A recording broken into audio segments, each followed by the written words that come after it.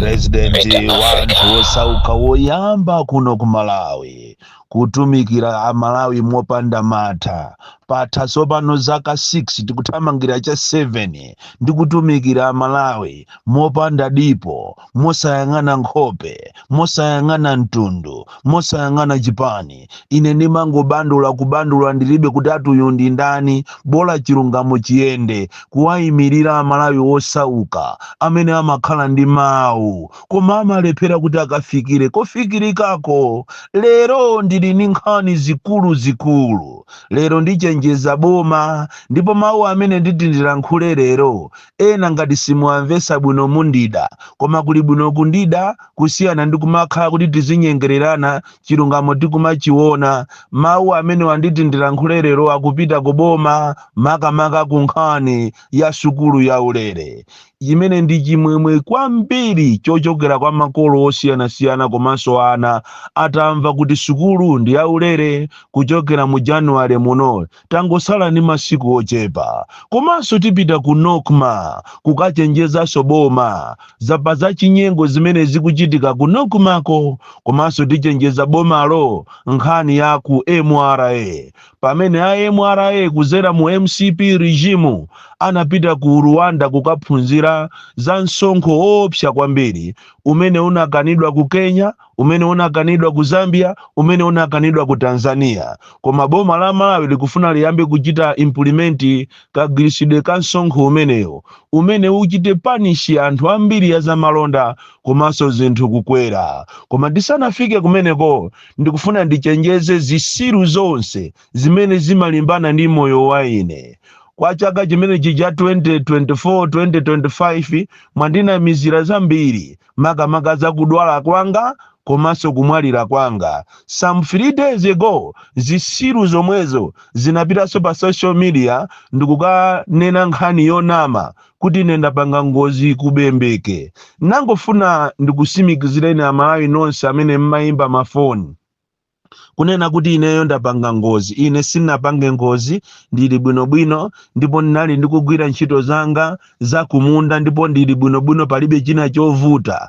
Kungoti pali anthu ena afiti, anthu ena osowa zochita, amati kunja kukukacha amayang'ana kuti timupitisa ndani, kodi amene titi timwalirise ndi ndani. Kusowa zochita ziko la anthu ovutika, anthu ake ambiriwo amangokhalira kutumidwa ndi anthu andale. Kutoko kafukufuku ali nkati kuti tifufuze kuti amene akupanga zimene zindi ndani, koma chachiziwikire ndi media team ya chipani china cholephera chimene sakumvesa kuti kodi mboma anatuluka bwanji ndi akufuna azini mpana ndi Boni Kalindo. Mukapusa muzitha mmodzi chifukwa ine mulungu wanga ndo wamphamvu kwambiri. Choncho ndikuthokozeni ino amalawi nonse amene makhala mukuyimba mafoni, kutumiza mameseji kuti mufufuze za zeni zimene zachitikazo. Pamene zisiru anthu osowa zochita adakalimbana beni moyo wanga. Musayiwalire kuti chaka chimenechi andiphesapo, andidwalisapo, komanso lero andipangisa ati ngozi kubembeke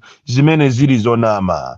Lero ndiyamba ndi uthenga opita kuboma, makamaka ku Ministry of Education. Inu a Minister Amsaka, chonde nkhani yanu ya sukulu ya ulere iyi mukuyenera kuti muilongosole bwino kwambiri kwa Malawi. Chifukwa ngati simuilongosola bwino, yomweyi ndi chida chimene chiti chikupangireni di kampeni. Ana ambiri kapena makolo ambiri akufusa kunena kuti kodi boma mukamanena kuti mukufuna muyambise sukulu ya ulere mukuthandauza chani?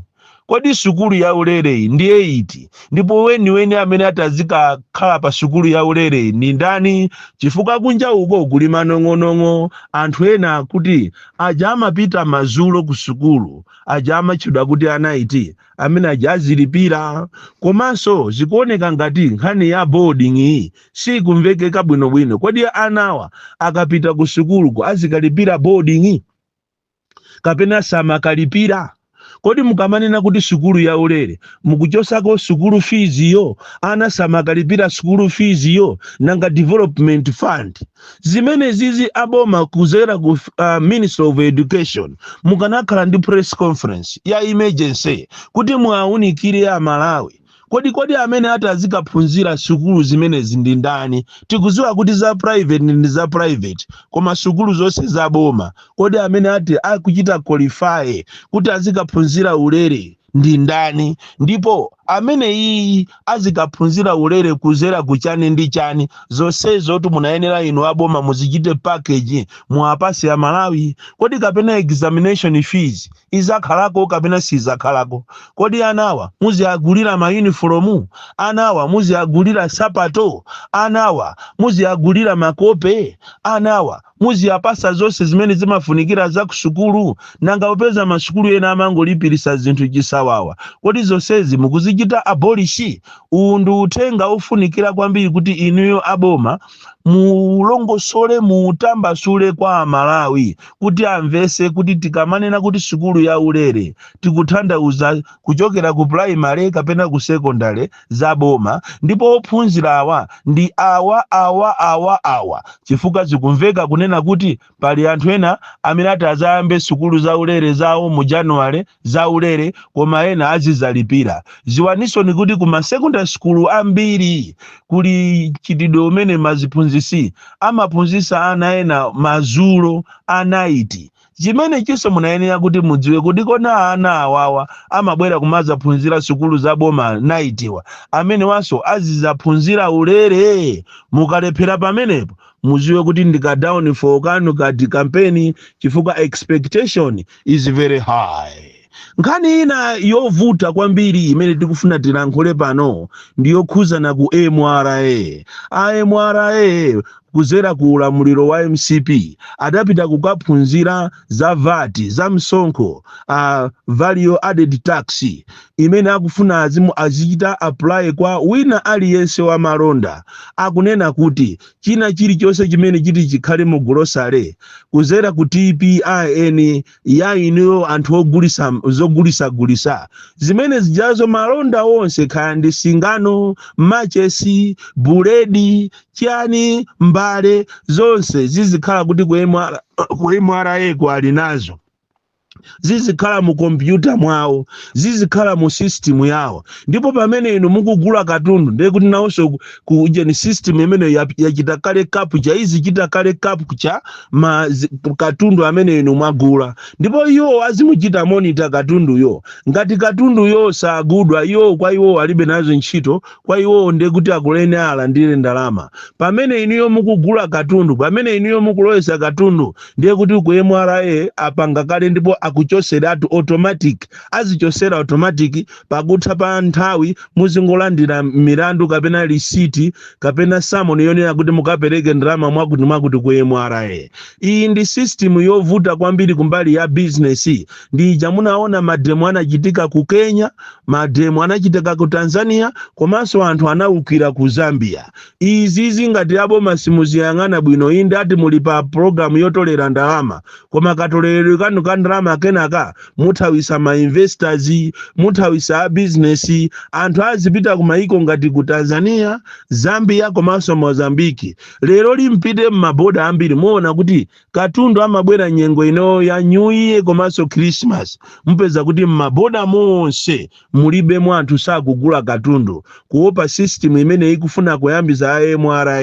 Ndipo iyi ngati simuitenga bwino aboma muziwe kuti ichi ndi chiyambi cha mademo. Mu 2026 mulandidwa ni mademo chifukwa anthu ambiri akudandaula. Muziwe kunena kuti pamene katundu sabwera kuno ku Malawi kapena katundu muti muziachaja kwambiri anthu aza malonda, muziwe kuti akwera. Akakwera nawonso anthu ena ndi ena akweza zinthu zawo. Zimenezo zikatero amene atakavutike ndi munthu wakumuzi mukuyenera mukambirane kwambiri Minister of Finance komanso ene ya MRA komanso aku trade mukambirane msanga chifukwa nkhani iyi ndi nkhani yoopsa kwambiri. Inu mukufuna muzikhala ni ndalama, boma la nzeru limatenga ndalama ndi kuzipereka kwa anthu.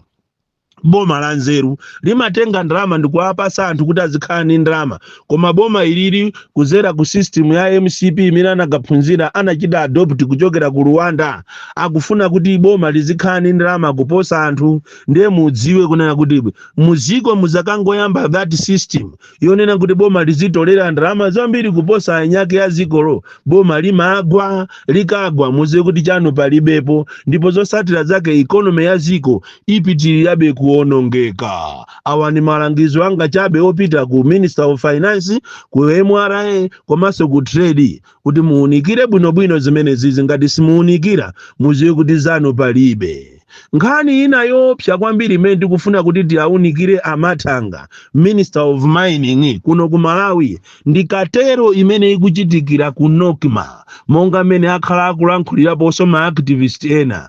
Ngati kuli malo kumene kukuchitika madiru, kukuchitika katangale, ndi ku Nokma, kumene kujako system kapena policy ndiyonena kuti mafuta akamachoka kunja amayenera azipita ku Nokma azikasunga ma reserves. Koma padakali panopa ku distribution kuli katangale, anthu amene ali kumeneko si anu. Timakuuza ni nthawi zonse kunena kuti ngakhale ku America Donald Trump adawina anatenga anthu amene akuwadziwa kuti amene wagwira nawo ntchito. Even olo ku judiciary kumene lero mukayiona judiciary iyi ikungopereka ma order osiyana kukhanga tikapena akumenyana ni Mutharika, kulimbana ni Mutharika, mukapusa zimene zizimuona boma lanu ligwa. So kunokuma kuso kuli anthu amene sali anu, achimene akumapanga malo makuti aziza zisanokumeja mmatanki mwawo mafuta, diesel, petrol, parafini, aziza za mmene mujamo akumangomenya madiru ndi anthu akuboda, ma drivers amene anyamula matankala, ulendo nawo straight ku filling station. Akakasiya kumene kujako ku filling station, ndiye kuti akuziwa kuti kumene kuja kulibe kozoyezerana mamita kulibe, kuti mafuta anabwera bwanji, kumene kuja kumagawana ndalama ndi ma drivers aku Tanzania aja. Komanso siku lina muzifuse kuti kodi ziko lopanda kusunga zinthu lizakhala ziko lanji. System imene yayambika iyi ndi janka panga MCP, mafuta samapezeka ku Nokma. Ngati simusamala ndi kuchita check distribution office ya mafuta ku Nokma, muziwe kuti siku lina tizazuka muziko muno mulibemo china chilichonse. Kuli katero yopsa kwambiri imene ikupangika kuzera ku distribution office. Anthu aja kumatenga mafuta malo mokuti azika asiya ku Nokma azaze kumene kujako, akazaza akaikeso madepo osiyana kenako azichita distribute malo osiyana ma filling station osiyana. Zimene sizikutheka. Kukumachitika madiru woopsa, andi iniyo mukukumbukira kuti nthawi ya Helen Buluma matraki kapena matankala amakatengedwa kukalonga under the escort ya ame. Lero zimene zazo zinatha, akungobwera anthu ajaoka ndikumayimbirana mafone ndi amabwana aku distribution, ulendo kwafika pa filling station ina ndikuyikapo mafuta ndikugawana ndalama pamene popo. Musamalire kwambiri, musamale aboma la DPP, musamale kwambiri a Minister Amathanga, musamale kwambiri. Siku lina muzatutumuka muziko muno mulibemo mafuta. Komanso mene mulilinga muja muchiweta muja itankhala kuti mene muja monse wasekeka, komanso kuno kumagulibeko mafuta azalephera kuyenda muziko muno muzakhala mafuta. Nkhani ina imene tikufuna tikambirane pano yoshirizira ndi madiri amene akuchitika ma water boards, Blantyre Water Board, Southern Region Water Board, Mzuzu Northern Region Water Board, komanso Lilongwe Water Board. Anthu amene wawa kumadula mazi kwa ma customers, koma ma customers alibe mabilu.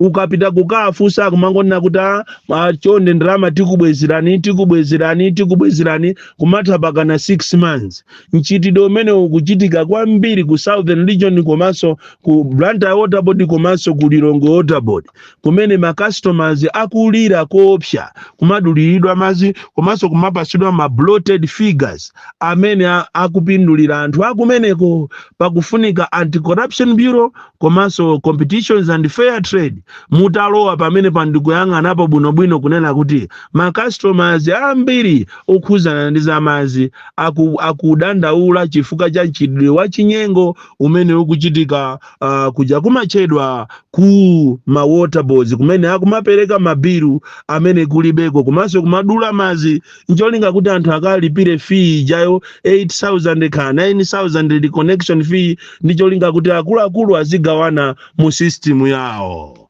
Bon Klindo, the DC, mwana woopsa kwambiri, the most deadly and dangerous child from Jeza village, T.A. Mabuka, box 76, Molanje, Malawi, Southern Africa.